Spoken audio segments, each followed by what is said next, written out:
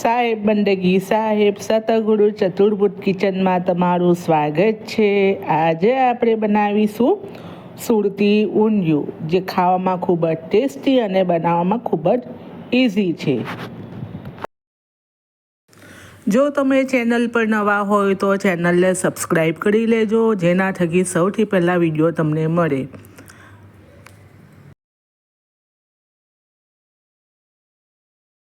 સૌ પ્રથમ પહેલાં મેં એક પેનમાં પાણી ગરમ કરી દીધું છે, એની અંદર ખાવાનો સોડા ઉમેરી દીધો છે। ત્યારબાદ મેં અહીંયા સુરતી પાપડી, જેને ઊંધિયાની પાપડી પણ કહેવામાં આવે છે, તે લીધી છે 500 ગ્રામ, અને એક વાડકી તુવેરના દાણા લીધા છે। એ બધું આપણે ગરમ પાણીમાં ઉમેરી દઈશું। તમે જોઈ શકો છો, આ રીતે આપણે ગરમ પાણીમાં ઉમેરવાથી એનો કલર ગ્રીન રહે છે અને ફટાફટ ચડી જાય છે। હવે મેથીના મુઠિયા બનાવવા માટે મેં એક વાડકી ઘઉંનો ઝીણો લોટ લીધો છે, એક વાડકી ચણાનો લોટ લીધો છે, બંનેને ચાળી લીધો છે। ત્યારબાદ આદુ મરચાંની પેસ્ટ ઉમેરી છે। ત્યારબાદ હળદી પાવડર લીધો છે, લાલ મરચું પાવડર લીધો છે, ધાણા જીરું પાવડર લીધો છે, સ્વાદ પ્રમાણે મીઠું લીધું છે। ત્યારબાદ આપણે ખાંડ લીધી છે 2 ચમચી। ત્યારબાદ મેં અહીંયા હિંગ ઉમેરી છે, હિંગનો સ્વાદ ખૂબ સરસ લાગે છે। ત્યારબાદ આપણે એક લીંબુ એડ કરી દઈશું ને તેલ લઈ લઈશું। ત્યારબાદ આપણે ખાવાનો સોડા ઉમેર્યો છે। બધા મસાલા એડ કર્યા બાદ મેથી નાખી આપણે લોટને બરાબર બાંધી લેવાનો, મિક્સ કરી લેવાનો। થોડું થોડું પાણી એડ કરી આ મુઠિયા ખૂબ જ સરસ લાગે છે।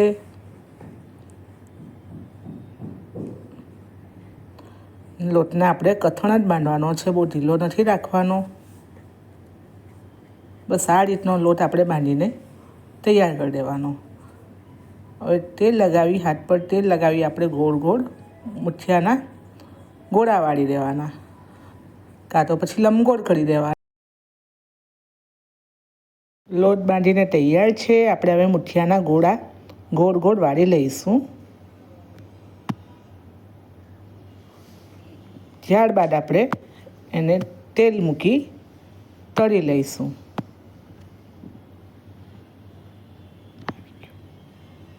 તમે જોઈ શકો છો કે આપણું તેલ ગરમ થઈ ગયું છે અને મુઠિયા આપણે મૂકી દીધા છે। આ મુઠિયાને તમે એમ જ પણ ભજીયા તરીકે ખાઓ ને તો ખૂબ જ ટેસ્ટી લાગે છે। લંચ બોક્સમાં પિકનિક પર લઈ જાઓ ને, બહુ સરસ લાગે છે। ચા જોડે કોઈ મહેમાન આવે ત્યાં પણ આ મૂકે તો ખૂબ સરસ લાગે છે। તમે જોઈ શકો છો કે આપણા ગોલ્ડન બ્રાઉનના મુઠિયા બનીને તૈયાર છે। હવે મેં અહીંયા વેજીટેબલ લીધા છે, રતાળું સમારેલું છે, બટાકા છે, શક્કરિયા છે, એ બધું આપણે એક એક કરીને તળી લેવાનું। તમે જોઈ શકો છો કે મેં રતાળું અહીંયા તળવા લીધું છે। એને બહુ આપણે ચડવા નથી દેવાનું, હાફ કૂક કરવાનું છે, થોડુંક કાચું રહીને એ રીતનું આપણે તળવાનું છે। રતાળું તળીને તૈયાર છે। ત્યારબાદ મેં અહીંયા શક્કરિયા એડ કર્યા છે, એને પણ આપણે હાફ કૂક કરી લેવાના, થોડા કાચા રહીને એ રીતના આપણે તળી લેવાના। ત્યારબાદ આપણે બટાકા તળી લઈશું એ જ રીતે।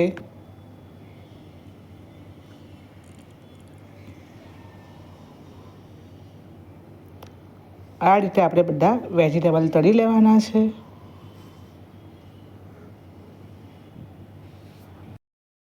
હવે આપણે એક કઢાઈમાં તેલ ઉમેરી એમાં થોડું વધારે પડતું તેલ ઉમેરવાનું છે। ત્યારબાદ 1 ચમચી અજમો એડ કર્યો છે, ને જે પાપડીને આપણે ગરમ પાણીમાં મૂકી હતી એ એડ કરી દેવાની છે,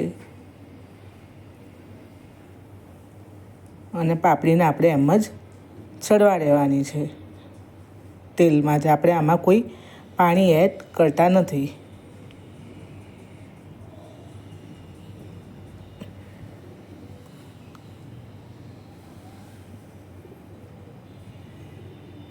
ત્યારબાદ મેં થોડું મીઠું ઉમેર્યું છે સ્વાદ પ્રમાણે અને ઢાંકણ ઢાંકી પાપડીને થવા દઈશું. ત્યાં સુધી મેં અહીંયા અડધી વાટકી સિંગદાણા લીધેલા છે શેકેલા ને શેકેલા તલ લીધા છે, એને આપણે ક્રશ કરી લઈશું.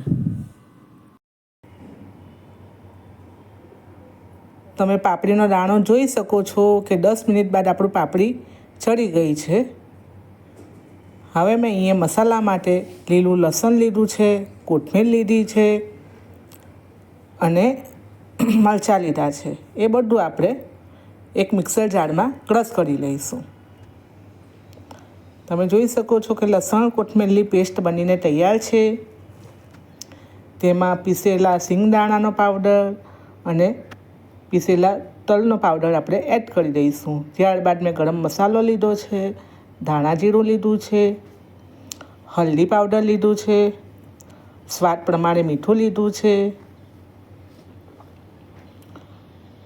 અને સૂકા કોપરાનો પાવડર લીધો છે, છીણ. ત્યારબાદ મેં આદુ મરચાં લસણની પેસ્ટ લીધી છે અને તમે ઊંધિયાનો મસાલો લેવો હોય તો લેવાનું, પણ અહીં મેં થોડો એડ કર્યો છે. ત્યારબાદ આપણે બધું મિક્સ કરી લઈશું.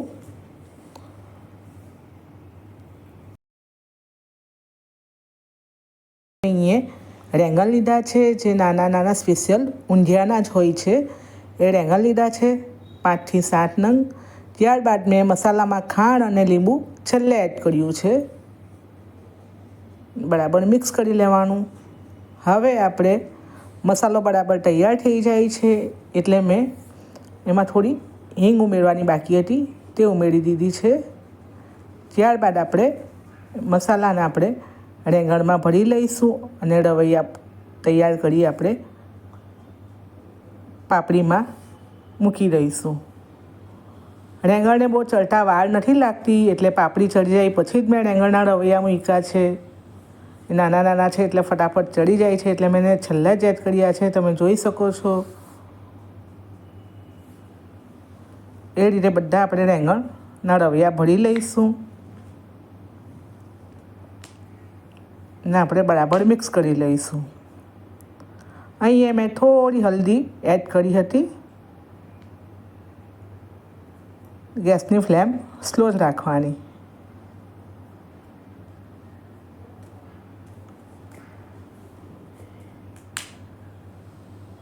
બરાબર મિક્સ કરી અને થોડું આપણે ધાણા જીરું એડ કરીશું. ત્યારબાદ આપણે બરાબર ફેરવી લેવાનું. હવે આપણે મસાલામાં બધા વેજીટેબલને કોટ કરી લેવાના. આપણા વેજીટેબલને કોટ કર્યા બાદ આપણે જોઈ શકીએ કે આપણા રેંગણ ભરેલા ચડી ગયા છે પાપડીમાં. જ્યાં સુધી થોડો મસાલો હતો એ મેં પાપડીમાં એડ કર્યો છે. રેંગણ ચડી ગયા છે એટલે આપણે બધા જે રતાળું, શક્કરિયા અને બટાકાના મસાલા એ કર્યા હતા તે આપણે એડ કરી દેવાનું અને એને આપણે 5 થી 7 મિનિટ માટે થવા દેવાનું. અહીં મેં 1 થી 2 સ્પૂન જેટલું જ પાણી એડ કર્યું છે, વધારે એડ કર્યું નથી. હવે આપણે એને ઢાંકણ ઢાંકી થવા દઈશું. તમે જોઈ શકો છો કે આપણા વેજીટેબલ બધા ચડી ગયા છે ઊંધિયામાં. હવે આપણે મુઠિયા એડ કરી દઈશું. મુઠિયા પણ કડક છે, એને થોડા નરમ થાય ત્યાં સુધી ઢાંકણ ઢાંકી રવા દેવાનું 5-1 મિનિટ સુધી. એને પણ આપણે 5 થી 7 મિનિટ રવા દેવાનું. તમે જોઈ શકો છો કે આપણા મુઠિયા પણ નરમ થઈ ગયા છે અને રતાળું સકડિયા પણ ચડી ગયા છે. આપણું ઊંધિયું બનીને તૈયાર છે. ત્યારબાદ મેં અહીંયાથી લીલું લસણ અને કોથમીર એડ કરી ઉપરથી સર્વિંગ કર્યું છે. તો તૈયાર છે આપણું સરસ મજાનું ગરમા ગરમ સુરતી ઊંધિયું. તમે ચોક્કસથી ટ્રાય કરજો અને મને કોમેન્ટ બોક્સમાં જરૂરથી જણાવજો. આપણે હવે એને સર્વિંગ કરી લઈશું. ત્યારબાદ આપણે લીલું લસણ અને કોથમીરથી આપણે ગાર્નિશ કરશું. તો તમે જોઈ શકો છો કે લીલા લસણ અને કોથમીરના સ્વાદથી ભરપૂર આપણું સુરતી ઊંધિયું બનીને તૈયાર છે. જો તમને આજની મારી રેસીપી ગમી હોય તો લાઈક કરજો, શેર કરજો અને સબસ્ક્રાઈબ કરવાનું ભૂલશો નહીં.